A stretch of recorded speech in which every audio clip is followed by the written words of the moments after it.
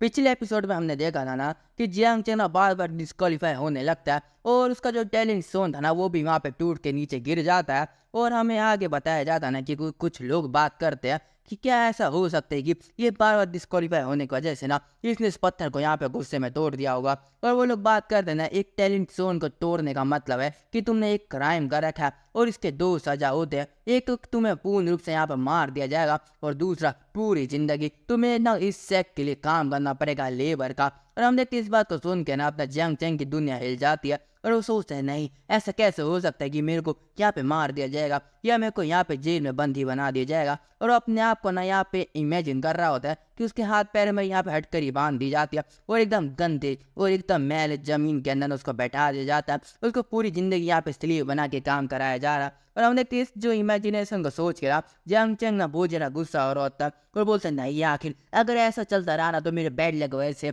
ये जो चीज़ ना बहुत ही ज़्यादा आसानी से हो जाएगी। और हम देखते वो सोचता है ना कि नहीं, मैं ऐसा कोई मेन कैरेक्टर बनना नहीं चाहता किसी मानव का जो शुरुआत में जेल में जाके अपनी पूरी ज़िंदगी अपनी मरवाने लग जाएगा। और हम देखते जियांग चैंग कितना परेशान होता है ना कि अपने दिमाग को जमीन पे मारने लगता है कई बार। और हम देखते जो एल्डर होता है ना वो बोलता है कि 1000 साल के अंदर ऐसी कोई चीज़ तो कभी हुई नहीं है, पर अगर ये जो इस टैलेंट सच में अपने आप टूटा ना फिर तो तब हम देखते हैं उसकी जो आंखों में ना कुछ ब्लिंक होता है उसके दिमाग के अंदर और अपने जियांग चैंग के कंधे को पकड़ लेता है। और जियांग चैंग को लगता है कि वो उसको जेल में डालने वाला है, तो इसलिए वो बहुत ही ज़्यादा डर जाता है। और हम देखते तभी जो गोल्डन एल्डर होता है ना वो बोलता है जियांग चैंग, क्या तुम मेरे डिसेबल बनना चाहोगे क्या? हमने किस बात को सुन के जियांग चैंग ना बहुत ही ज़्यादा शौक हो जाता है। और सिर्फ जियांग चैंग नहीं, उधर जितने भी लोग होते हैं ना सारे के सारे वहाँ पे शौक हो जाते हैं। और तभी उस गोल्डन एल्डर के बाजू में जो लड़की होती है ना वो बोलती है, गोल्डन एल्डर आखिरकार क्यों, आप ऐसा क्यों करना चाहते हैं? और हम देखते हैं जियांग चैंग को भी यही सवाल होता है पर उसकी औकात नहीं होती कुछ पूछने के लिए। तो हम देखते हैं जो गोल्डन एल्डर बोलता है ना कि एंशिएंट रिकॉर्ड के हिसाब से ये जो चीज़ है ना पहले हो चुकी है लगभग 10,000 साल पहले। और उस समय जब ऐसा हुआ था ना तो वहाँ पे एक बहुत ही ज़्यादा खतरनाक हेवनली पोटेंशियल वाला व्यक्ति पैदा हुआ था और वो ना डिवाइन ग्रेड या उससे भी अबव माना जाता था। और वो व्यक्ति कुछ ज़्यादा ही चूजन था और उसे ना सेक्ट लीडर का ना डायरेक्ट डिसेबल बना दिया गया था। उसने सिर्फ एक दिन के अंदर ना बॉडी डिफाइनिंग स्टेज पे पहुंच गया था, 10 महीनों में फाउंडेशन स्टेज पे। और इतना ही नहीं, 8 सालों का ना गोल्डन कोर एल्डर बन चुका था और सिर्फ 50 सालों में ना सेंसोर रियलम का और 300 सालों का ना डाइटी ट्रांसफॉर्मेशन स्टेज का। और इतना ही नहीं, ऐसा भी बोला जाता है ना कि 800 सालों के अंदर वो इतनी ज़्यादा ताकतवर हो गया था ना कि आसमान में अचानक से गायब हो चुका था। और हम देखते हो बताता ना कि यहाँ पे दो रूमर फैले हुए हैं कि पहला रूमर है कि वो इतना ज़्यादा ताकतवर हो चुका था ना और इतना ज़्यादा ऊपर का जो कल्टिवेशन उसके पास था कि उसको ना इमोर्टल वर्ल्ड में जाना पड़ा। और दूसरा कि वो इतना ज़्यादा ताकतवर बन चुका था ना कि उसने अपने आप को रीइंकार्नेट कर लिया किसी और की बॉडी के अंदर। और हम देखते हैं कि इस बातों को सुन के ना अपना जंग से बहुत ज़्यादा शौक हो जाता है। और तभी वो सोचते नहीं, अगर मैं ऐसा कोई मॉन्स्टर नहीं और इतना ज़्यादा कंपेयर तो करो बात, मैं एकदम बहुत ही ज़्यादा बेकार बैड लक का यहाँ पे चूक जाऊँ जो कभी भी मर सकता है। और हम देखते हैं कि जो गोल्डन एल्डर ना बहुत ही ज़्यादा कमाल से बहुत ही ज़्यादा आंखों में ना चमक भरे हुए अपने जियांग चैंग को घूर रहा होता है। और वो सोचते हैं कि अगर मैंने किसी तरीके से इसको अपना डिसेबल बना दिया तो हो सकता है कि जो मैं 100 सालों से गोल्डन कोर के थर्ड रियलम के अंदर फंसा हुआ ना तो किसी कारणवश मैं उसको ब्रेक थ्रू कर सकूं। और अगर मैंने इसको अच्छे से राइज किया तो हो सकता है ना कि कोई इमोर्टल अपॉर्चुनिटी मेरे को मिले और मैं बहुत ज़्यादा पावरफुल व्यक्ति बन जाऊँ, ऐसा भी हो सकता है। और हम देखते हैं कि वो सोचते हैं कि अगर इसको मैंने अपना डिसेबल बना लिया ना तो सेक्ट का जो लीडर है ना उसकी भी कोई औकात नहीं होगी कि वो मेरे को कुछ बोल सके। और हम देखते हैं जियांग चैंग के ऊपर वो पूरा चढ़ चुका रहता है और बोलता है कि तुमने अगर मेरे को फॉलो किया ना, तुमने अगर मेरे को अपना मास्टर बना दिया तो मैं अपनी पूरी ज़िंदगी के जितना भी रिसोर्सेज हैं तुमको दे दूंगा और तुम ना 10,000 सालों के अंदर पैदा होने वाले पहले गोल्डन डिवाइन गोल्डन ग्रेड के कोई बंदे हो। और हम देखते इस बात को सुन के जो लोग होते हैं ना बहुत ज़्यादा शौक हो जाते हैं, बोलते क्या डिवाइन ग्रेड, क्या तुम लोग इतना सीरियस हो क्या? तो हम देखते वो लोग ना बहुत ज़्यादा शौक हो जाते हैं और जो जेम्स हैं सोचते हैं डिवाइन ग्रेड क्या बकवास है और ऐसा रूमर ना फैलाने की कोई ज़रूरत नहीं है क्योंकि जो टैलेंट सोना मेरे बहुत ज़्यादा खतरनाक बैड लक की वजह से यहाँ पे टूटा था। और आखिर मैं कैसे इनको एक्सप्लेन कराऊँ कि जो ये लोग सोच ना वैसा कुछ है ही नहीं। और अपना जंग सोचते हैं कि अगर मैंने इसको फॉलो करना भी चाहे ना तो मेरे में इतनी हिम्मत नहीं मैं फॉलो कर सकूं क्योंकि अगर इस अपने कई सालों की जो रिसोर्स को मेरे अंदर वेस्ट कर दिया पर इसको वो रिजल्ट नहीं मिला ना तो ये मेरे को बहुत ही ज़्यादा बुरी और बहुत ही ज़्यादा दर्दनाक मौत देने वाला है। और हम देखते हैं तभी अपने जंग जंग के पीछे से ना बहुत ज़्यादा लाइटनिंग निकलने लगती है। और उस लाइटनिंग को देख के ना वो जो गोल्डन एल्डर बोलता है कि ये तो हेवनली फिनोमिना है जो सच में हो रहा है, और मेरे को लगा नहीं था कि मैं कभी अपनी पूरी ज़िंदगी में इसको देख पाऊंगा। और हम देखते हैं कि जो गोल्डन एल्डर बोलता है जंग जंग को, तू सच में एक बहुत ज़्यादा कमाल का ग्रेड का एक बंदा है जिसकी क्वालिफिकेशन बहुत ही हाई है, और वो जो मॉन्स्टर की मैंने बात की थी वो तो तेरे सामने चूजा लगने वाला है। तो हम देखते हैं जंग जंग बहुत ज़्यादा शौक हो जाता है, बोलता है कि क्या क्या तुम मेरी बात कर रहे हो क्या। और तभी हम देखते हैं कि जो गोल्डन एल्डर सोचता है कि ये जो लाइटिंग है जरूर वार्निंग होगी कि मेरी जो औकात ना बहुत ज़्यादा बढ़ती जा रही है। और जंग जंग बोलता है कि ऐसा लगता है ना कि मैं तुम्हारा मास्टर बनने के बिल्कुल भी लायक नहीं हूँ। और हम देखते हैं बहुत ज़्यादा निराशापूर्ण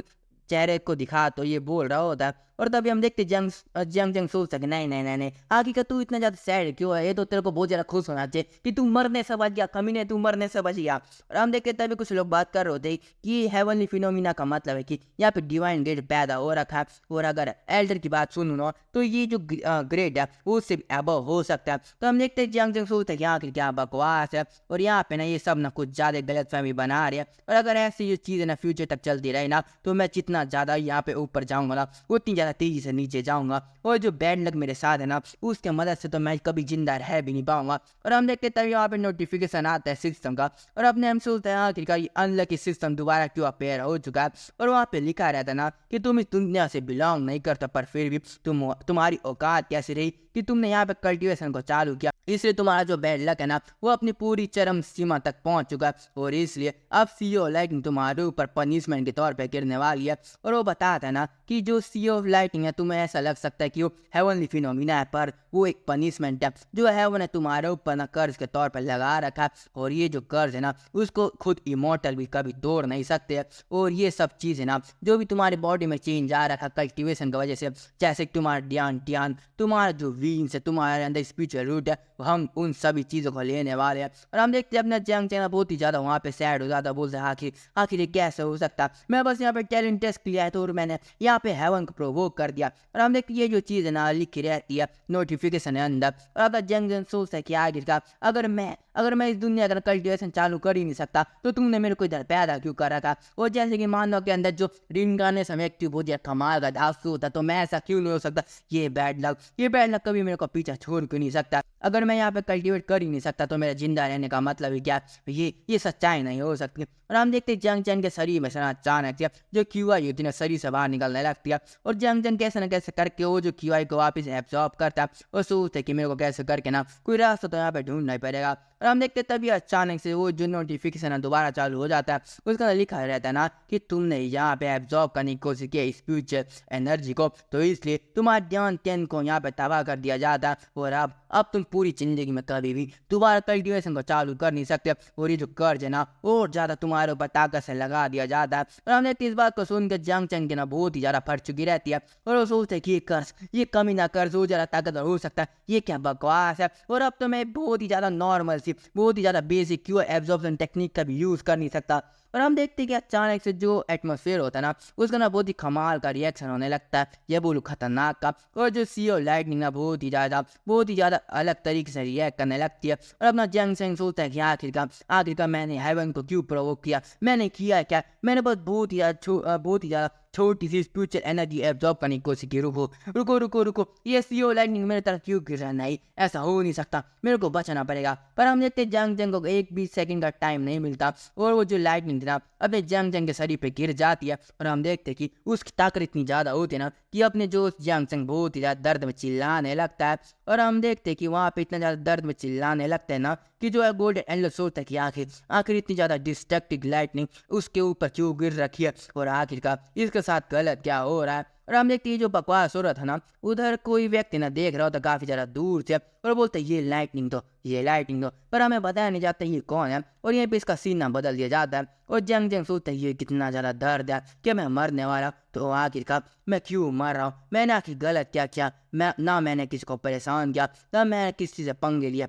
पर मैं यहाँ पे बस मरने वाला क्योंकि मैं दूसरी दुनिया से आ रखा हूँ। ये क्या बकवास है, मैंने बस थोड़ी सी कल्टिवेशन को चालू किया तो ये लोग यहाँ पे प्रोवोक हो गए, ये बकवास, ये दर्द, ये शरीर का दर्द क्यों नहीं जा रहा। और हम देखते हैं अचानक से अपने जंग चंग की जो सोच है ना यहाँ पे रुकने लग जाती है, और जंग सोचते हैं कि आखिरकार ये बेकार सा बैड लक कब मेरे ऊपर से जाएगा। ऐसा मेरे को लग रहा है मैं कोई ना कॉमेडी मानवा का कैरेक्टर हूँ, पर मैं ऐसा बनना नहीं चाहता। मैं ताकतवर बनना चाहता हूँ, सबसे ज़्यादा ताकतवर। और हम देखते जंग चंग का सही ना वहाँ पे काले रंग में वहाँ पे निकलने लगता है, और अचानक से जो गोल्डन एल्डर होता है जंग चंग को देख के बुढ़िया शौक हो जाता है और बोलता है ना कि मैं पूर्ण रूप से सही था, तुम सच में एक लेजेंडरी डिवाइन ग्रेस से भी हायर लेवल के ग्रेड हो। और हम देखते हैं कि जंग चंग की बॉडी दोबारा रिकवर हो चुकी रहती है, और तभी नोटिफिकेशन आता है ना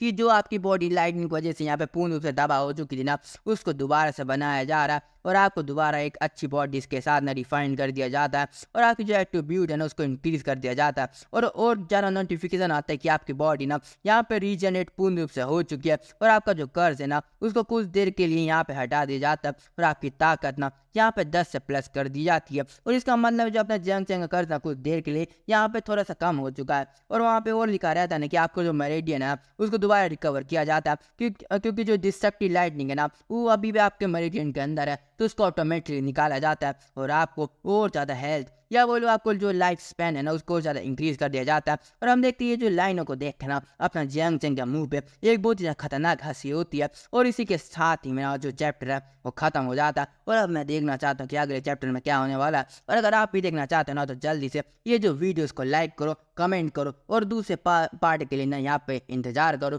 तो बाय दोस्तों, मैं आशा करता हूँ आपको वीडियो पसंद